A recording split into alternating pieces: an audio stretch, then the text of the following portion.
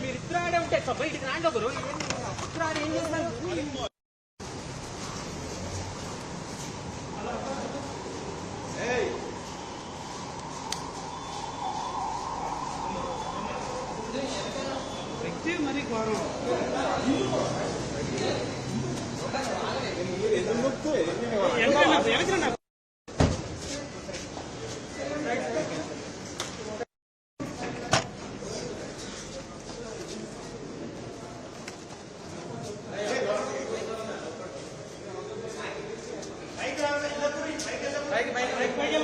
మరి తమ్ముడు బాగా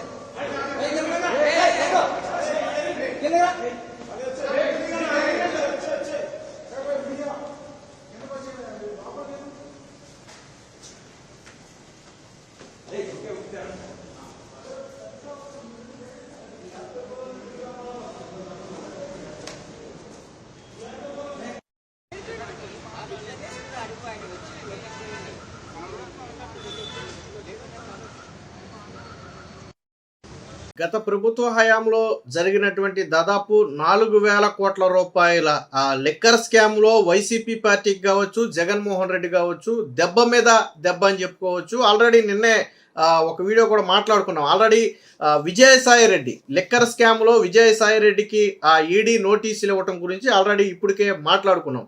ఆ షాక్ నుంచి వైసీపీ తేరుకోక ముందే అదే ఎన్ఫోర్స్మెంట్ డైరెక్టరేటు వైసీపీ ఎంపీ మరియు పార్లమెంటరీ నేతగా ఉన్నటువంటి మిథున్ రెడ్డికి కూడా నోటీసులు జారీ చేసింది. ట్విస్ట్ ఏంటంటే ఈ నెల 22న విజయసాయి రెడ్డి హాజరైతే 23న మిథున్ రెడ్డిని హాజరు కమ్మని నోటీసులు జారీ చేశారు. అంటే నెక్స్ట్ డేనే విజయసాయి రెడ్డి విచారణ జరిగినటువంటి నెక్స్ట్ డేనే మిథున్ రెడ్డి విచారణకు రమ్మని చెప్పి ఆదేశించారు. సో దీంతో ఇప్పటికే విజయసాయి రెడ్డి ఎప్పుడైతే విచారణకు రమ్మన్నారో అది కొంత వైసీపీకి ఉలిక్కిపాటుగా మారింది. ఎందుకంటే ఆయనే అప్రూవర్గా మారతాడా అన్నట్టుగా అనుమానం ఉంది. ఆయన గతంలోనే చెప్పాడు ఈ లిక్కర్ స్కామ్ మొత్తం రాజకసిరెడ్డి ఆధ్వర్యంలో జరిగింది, మొత్తం ఆయనకే తెలుసు అని చెప్పి చెప్పడంతో పాటు ఇంకా ఇందులో ఎవరెవరి ఇన్వాల్వ్మెంట్ ఉందో నాకు తెలుసు అని చెప్పి ఒక వ్యాఖ్య చేశాడు. అంటే లిక్కర్ స్కామ్ జరిగిందని విజయసాయి రెడ్డి గతంలో ఒప్పుకున్నాడు. పైగా ఆయన చేసినటువంటి నిన్న వెనిజులా దేశంలో జరిగినటువంటి వెనిజులా అధ్యక్షుడిని ఎత్తుకురావటం అంశాన్ని ఉదాహరిస్తూ ఒక వ్యాఖ్య కూడా చేశాడు విజయసాయి రెడ్డి. ఏంటది? జగన్మోహన్ రెడ్డిని చుట్టూ ఉన్నటువంటి కోటరీ బందీలను ఉదాహరణగా చేసి అమ్ముడు పోయిన కోటరీల మధ్య ఉంటే ఎప్పటికైనా ప్రమాదమేనని చెప్పి వెనిజులా దేశంలో ఉన్నటువంటి పరిస్థితులను అమెరికా వెనిజులా అధ్యక్షుడిని ఆ కుటుంబాన్ని ఎత్తుకురావడాన్ని ఉదాహరిస్తూ ఒక కామెంట్ కూడా ఒక పోస్ట్ కూడా పెట్టాడు. సో విజయసాయి రెడ్డికి నోటీసులు ఇచ్చిన మర్నాడే ఆ పోస్ట్ పెట్టడం జరిగింది. ఈ కోటరీ అనే పదాన్ని జగన్మోహన్ రెడ్డి విషయంలోనే విజయసాయి రెడ్డి వాడాడు. గతంలో కూడా చెప్పాడు జగన్మోహన్ రెడ్డి చుట్టూ ఒక కోటరీ ఉంది, దాని నుంచి ఆయన బయటకు రావాలి, కోటరీని నమ్ముకుంటే ఎప్పటికైనా ప్రమాదమే, కోటరీ వల్లే పార్టీకి ఎక్కువ నష్టం జరుగుతుందని ఈ కోటరీ అనే పదాన్ని బలంగా వాడింది విజయసాయి రెడ్డి. సో నిన్న కూడా ఆ పదాన్ని వాడాడు. సో ఇండైరెక్ట్గా అర్థమైపోయింది ఆయన జగన్మోహన్ రెడ్డినే విమర్శిస్తున్నాడు, నీ చుట్టూ ఉన్న కోటరీని నమ్ముకుంటే వెనిజులా అధ్యక్షుడికి పట్టిన గతే నీకు పడద్దు అనేది ఆయన చెబుతున్నటువంటి ఇంటెన్షన్. సరే, ఇప్పుడు మిథున్ రెడ్డిని 23న అంటే విజయసాయి రెడ్డి 22న ఇచ్చే వాంగ్మూలం నమోదు చేసిన వెంటనే 23న మిథున్ రెడ్డిని పిలవటం వెనక ఎన్ఫోర్స్మెంట్ డైరెక్టరేట్ ఏదైనా ఒక స్ట్రాటజీ ఫాలో అవుతుందా అనే అనుమానం ఉంది. ఎందుకంటే విజయసాయి రెడ్డి నుంచి సేకరించిన ఆధారాలను మిథున్ రెడ్డి ముందు పెట్టి ప్రశ్నించే అవకాశం కూడా ఉంది. ఇకపోతే వీళ్ళిద్దరూ కూడా లిక్కర్ స్కామ్లో ఉన్నట్టుగానే గతంలో సిట్టు కూడా చెప్పింది. ఆల్రెడీ మిథున్ రెడ్డి లిక్కర్ స్కామ్లో అరెస్ట్ అయ్యి దాదాపు 70 రోజులు 71 రోజులు జైల్లో ఉండి బయటకు వచ్చినటువంటి వ్యక్తి. అంటే పూర్తి స్థాయిలో గతంలో మిథున్ రెడ్డి మీద అనేక సందర్భాల్లో బెయిల్ పిటిషన్ వేసినా కానీ ఆ కేసు తీవ్రత రుచే మేము ఇవ్వడం కుదరదని చెప్పి కొట్టేసినటువంటి పరిస్థితి. దాదాపుగా 71 రోజు ఉన్న తరువాతే మిథున్ రెడ్డి జైలు నుంచి బయటకు వచ్చాడు. సో అది కూడా ఏదో పార్లమెంట్ సమావేశాలు ఏదో మొత్తానికి ఏదో చెప్పి బయటకు వచ్చినట్టున్నాడు. ఇప్పుడు మిథున్ రెడ్డిని వాంగ్మూలానికి పిలవటం వెనక ఈడీ కూడా బలమైన స్ట్రాటజీ ఫాలో అవుతుంది. ఇప్పటికే కొన్ని ప్రాథమిక ఆధారాలు సేకరించినట్టుగా అనుమానం. అటు విజయసాయి రెడ్డిని ప్రశ్నించడానికి, ఇటు మిథున్ రెడ్డిని ప్రశ్నించడానికి ఇప్పటికే ఎన్ఫోర్స్మెంట్ డైరెక్టరేట్ కొన్ని ప్రాథమిక ఆధారాలు సేకరించినట్టుగా తెలుస్తుంది. ఆల్రెడీ ఇప్పటికే ఏపీ ప్రభుత్వం ఏర్పాటు చేసినటువంటి సిట్ నుంచి కూడా ఎన్ఫోర్స్మెంట్ డైరెక్టరేట్ కొన్ని ఆధారాలను, కొన్ని వారికి కావాల్సినటువంటి సమాచారం మొత్తం కూడా ఇప్పటికే వాళ్ళు తీసుకున్నారు. సో ఎన్ఫోర్స్మెంట్ డైరెక్టర్ అంటే ఈడీ ఎంటర్ అయితే కేసులు అంత ఈజీగా ఉండవు. మనీ లాండరింగ్ వ్యవహారంలోనే ఈడీ ఎంటర్ అవుతుంది. జగన్మోహన్ రెడ్డి మీద కావచ్చు, విజయసాయి రెడ్డి మీద కావచ్చు ఇప్పటికే ఈడీ కేసులు ఉన్నాయి. ఎందుకు వీళ్ళు ఇప్పటికే ఈ రోజుకి కేసుల నుంచి బయటపడలేకపోతున్నాడంటే ఈడీ కేసులు అంత బలంగా ఉంటాయి. మనీ లాండరింగ్ జరిగిందని, ట్రయల్ జరిగిందని నిరూపించగలిగితే ఇక ఆ కేసులు అంత ఈజీగా తప్పించుకోలేరు. సో ఇప్పుడు ఈడీ ఎంటర్ అవటం అనేది ఒక రకంగా మిథున్ రెడ్డికి మింగుడు పడని అంశమే. సరే సిట్ అంటే ఇది రాష్ట్ర ప్రభుత్వ కక్ష అని చెప్పేదో కొట్టేయొచ్చు, కానీ ఎన్ఫోర్స్మెంట్ అంటే సెంట్రల్ గవర్నమెంట్ ఆధ్వర్యంలో ఉన్నటువంటి ఈడీ రైడ్స్ చేస్తే, ఈడీ విచారణ చేస్తే దాన్ని ఎలా కొట్టేస్తారు? అది సెంట్రల్ గవర్నమెంట్ అండర్లో కదా నడిచేది. సో ఆ విషయం వీళ్ళకు కూడా తెలుసు. సో ఏదేమైనా మొత్తంగా ఇప్పుడు మిథున్ రెడ్డిని విచారణకు పిలవటంతో ఒక్కసారిగా వైసీపీలో ఉలిక్కిపడ్డని చెప్పొచ్చు. అయితే మిథున్ రెడ్డి హాజరవుతాడా లేదా అనేది ఇక్కడ క్వశ్చన్ మార్క్. నోటీసులు అయితే ఇచ్చారు. సో ఏదన్నా రీజన్ చెప్పి తప్పించుకుంటాడా, కొంత సమయం తీసుకుంటాడా అంటే ఈడీ సడన్గా పిలవటంతో ఒక రకంగా ఈయనకి మింగుడుపడిన అంశమే అది.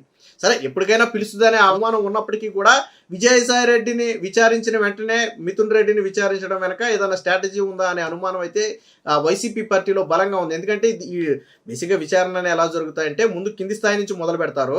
సో వాళ్ళ నుంచి సేకరించిన సమాచారంతో పైవాడిని విచారిస్తారు. అక్కడి నుంచి సేకరించిన సమాచారంతో ఇంకొద్దు పైవాడిని, అలా ఒక స్టెప్లుగా విచారించుకుంటూ వెళ్తారు. సో అదంతా ఒక స్ట్రాటజీ ప్రకారం జరిగే విచారణ అది. ఎందుకంటే వాళ్ళు ఇచ్చిన ఆధారాలను ముందు పెట్టి ప్రశ్నిస్తారు. సో చచ్చినట్టు సమాధానం చెప్పాల్సిన పరిస్థితి వస్తుంది. కింద ఇచ్చిన ఆధారాలను వాళ్ళ ముందు పెడితే దానికి సమాధానం చెప్పాల్సి వస్తుంది. సో అలాంటి పరిస్థితి ఇప్పుడు రావచ్చు అనే అనుమానాలు అయితే ఉన్నాయి. అయితే ఏదైనా రీజన్తో విచారణను తప్పించుకునే అవకాశం ఉందా అంటే పూర్తిగా తప్పించుకోలేడు. కాకపోతే 2 రోజులో 3 రోజులో వారం రోజులో తప్పించుకునే అవకాశం అయితే ఉంటుంది. పైగా ఈడీ విచారణ నుంచి కోర్టు నుంచి కూడా రక్షణ పొందలేని పరిస్థితి. ఎందుకంటే ఇప్పటికే మిథున్ రెడ్డి అరెస్ట్ అయ్యి వచ్చాడు. గతంలో కూడా కోర్టు అనేక సందర్భాల్లో బెయిల్ ఇవ్వడానికి నిరాకరించింది. ఎందుకంటే కేసు తీవ్రత దృష్ట్యా దాన్ని ఇవ్వటం కుదరదని చెప్పి గతంలో నిరాకరించినటువంటి పరిస్థితి.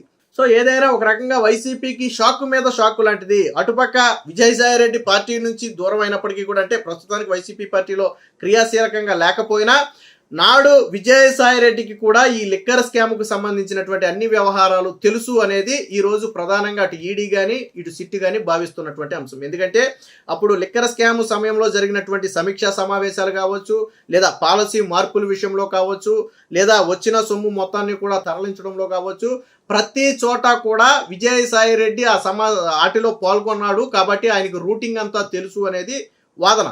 ఆయన ఏమంటాడంటే నేను నామమాత్రుడిని, నేను పాల్గొనలేదని డైరెక్ట్గా చెప్పట్లేదు, కానీ నేను నిమిత్త మాత్రుడిని, మొత్తం రాజకసిరెడ్డికే తెలుసు, రాజకసిరెడ్డే చేశాడు. అంటే లిక్కర్ స్కామ్ జరిగిందని విజయసాయి రెడ్డి ఒప్పుకున్నాడు. లిక్కర్ స్కామ్ జరగలేదని విజయసాయి రెడ్డి చెప్పట్లా. స్కామ్ జరిగింది, కానీ ఎవరు చేశారు? రాజకసిరెడ్డి చేశాడు. ఆ పైన ఎవరున్నారు నాకు తెలియదు. రాజకసిరెడ్డి అయితే చేశాడు. కావాలని నేను ఆధారాలు ఇస్తా, నా దగ్గర ఉన్న సమాచారం మొత్తం చెప్తాను నేను. ఆ పైన ఎవరున్నారని అడిగితే దానికి మాత్రం నాకు తెలియదు. అది రాజకసిరెడ్డిని అడగండి మీరు, నాకు తెలియదు అని చెప్పి గతంలోనే విజయసాయి రెడ్డి చెప్పాడు. సో ఇప్పుడు కూడా విజయసాయి రెడ్డి నిన్న ట్విట్టర్లో జగన్మోహన్ రెడ్డిని ఏదో క్వార్టరీలు అని చెప్పి వెనిజులా అధ్యక్షుడితో పోల్చి ఒక ట్వీట్ వేయటం అనేది కూడా ఒక రకంగా ఉత్కంఠగా మారింది. ఎందుకంటే ఈడీ నోటీసులు ఇచ్చిన కొద్ది గంటల్లోనే ఆయన సోషల్ మీడియా వేదికగా పోస్ట్ వేశాడు. కానీ వెనిజులా అధ్యక్షుడిని ఎత్తుకుపోయింది ఇప్పుడు 2 వారాల క్రితం. అది ఇప్పుడు ఘటన కాదు, ఇప్పుడు వేయాల్సిన పోస్ట్ కాదు. నిజంగా వేయాలంటే గతంలో వేసి ఉండాలి. కానీ ఎందుకు ఎన్ఫోర్స్మెంట్ డైరెక్టరేట్ నోటీసులు ఇచ్చాకే చేశాడు అంటే విజయసాయి రెడ్డి కొద్ది కడుపు మాట ఉంటే ఉండొచ్చు. ఇప్పుడు మిథున్ రెడ్డిని పిలవటం అనేది వైసీపీకి ఇంకా తలనొప్పి వ్యవహారం. ఇప్పటికే 71 రోజులు జైల్లో ఉండొచ్చాడు, పూర్తి స్థాయిలో నిండా మునిగిపోయాడు. మొత్తం ఈ మనీ వ్యవహారం మొత్తం కూడా దగ్గరుండి చక్కబెట్టింది మిథున్ రెడ్డి అనేది ప్రధానంగా ఉన్నటువంటి ఆరోపణ. అంటే కింగ్ పిన్కి డబ్బు చేరింది కదా, ఎవరి నుంచి చేరింది అంటే మిథున్ రెడ్డి నుంచి చేరింది. మిగతా షాపులన్నింటి నుంచి రాజకేశ్వరెడ్డి పోగేస్తే, రాజకేశ్వరెడ్డి నుంచి చెవిరెడ్డికి వెళ్తే, చెవిరెడ్డి నుంచి మిథున్ రెడ్డికి వస్తే, మిథున్ రెడ్డి నుంచి కింగ్ పిన్కి వెళ్ళింది. ఆ కింగ్ పిన్ ఎవరు అనేది అందరికీ తెలిసిన విషయమే. సో ఎలా జరిగింది అనేది కూడా ఇప్పటికే కొన్ని ఆధారాలు కూడా సేకరించింది సిట్టు. అంటే దీన్ని ఏ విధంగా రూటింగ్ చేశారు, నిధులు అంటే ఈ కరెన్సీని మళ్ళీ విదేశాలకు తరలించి వైట్ మనీగా కూడా మార్చారనేది కొంత ఉన్నటువంటి ఆరోపణ. సో వీటన్నిటికీ ప్రధానంగా అంతిమంగా ఎవరి చేతిలో ఈ నగదు మారింది అంటే మిథున్ రెడ్డి చేతిలో మారింది అనేది ఇప్పుడు ఉన్నటువంటి ప్రధాన వాదన. సో ఆ వాదనకు బలం చేకూరుస్తూనే ఇప్పుడు ఎన్ఫోర్స్మెంట్ డైరెక్టరేట్ కూడా మిథున్ రెడ్డికి అయితే నోటీసులు ఇచ్చింది. సో ఒక రకంగా ఇది వైసీపీకి మింగుడు పడని అంశం. ఎందుకంటే ఏమో విచారణలో అరెస్ట్ చేసిన ఆశ్చర్యపోవాల్సిన అవసరం లేదు. విజయసాయి రెడ్డిని కావచ్చు, ఇటు మిథున్ రెడ్డిని కావచ్చు. ఈడీ వ్యవహారం ఎలా ఉంటుందంటే విచారిస్తారు, వాళ్ళ దగ్గర కొన్ని కీలక ఆధారాలు ఉన్నాయి అనుకుంటే వెంటనే అదుపులోకి తీసుకుంటారు. సిబిఐ అయినా అంతే అనుకోండి. సో అలాగా ఈడీ కూడా ఏంటంటే అదుపులోకి తీసుకోవచ్చు. సో ఏది చెప్పలేం. సో ఏది ఏమైనా మొత్తంగా ఈ లిక్కర్ స్కామ్ అనేది వైసీపీ మేడకు బలమైన ఉచ్చుగా మారుతుంది. ఇటు విజయసాయి రెడ్డి ఏం మాట్లాడతాడు, దాన్ని ఆధారంగా చేసుకుని మిథున్ రెడ్డిని ఏం ప్రశ్నిస్తారు, ఎటువంటి లింకులు బయట పెడతారు అనే ఒక భయం అయితే వైసీపీ కీలక నేతల్లో ఉంది. ఇంకో పక్క ఇదే లిక్కర్ స్కామ్ లో ఉన్నటువంటి కల్తీ మద్యానికి సంబంధించి ఇప్పటికే అద్దేపల్లి జనార్దన్ కావచ్చు, లేదా సోదరులు కావచ్చు, జోగి రమేష్ సోదరులు కావచ్చు, వీళ్ళందరికీ బెయిల్ ని వాయిదా వేశారు. బెయిల్ ఇవ్వడానికి తిరస్కరించారు.